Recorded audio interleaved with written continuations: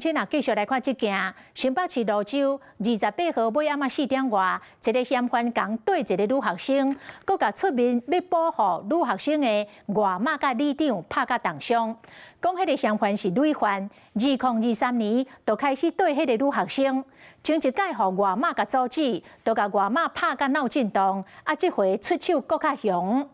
虽然即摆已经互法院裁定收押，但是收押期2个月到期了后，人会搁放出来。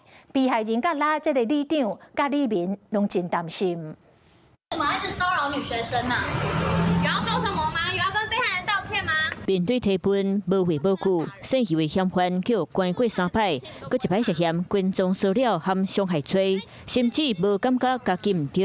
今仔日法院总算家己裁定羁押禁见。昨日下晡，姓余的嫌犯群众一位查某高中生，看到来保护被害者的外妈，含来主动的里长，搁甲因2个人拍甲丢重伤。因为鼻泪管要跟身体看会不会有一些排斥动作，那如果说有排斥的话，那鼻泪管这部分的话，算是就是失败。那失败的话，就是终身就是鼻泪管那部分的话就不能使用。姓余的嫌犯过去就是群众骚扰的惯犯，即便人是押走啊，不过想到上紧2个月后就可能互放出来，被害者和里面都拢惊咧等。被阿嬷已经被这位伤害了第2次，第1次阿嬷是脑震荡，这个人住跟阿嬷他们一栋大楼里，所以他们全家很担心，羁押还是会回来，列管也没有用。那其实它就是一个不定时炸弹，因为它放出来之后，它又可以啪走，那其实对我们来讲的话，其实也是一个重大威胁。查某学生的妈妈就破门控诉，对方已经拿一摆群众引走囝，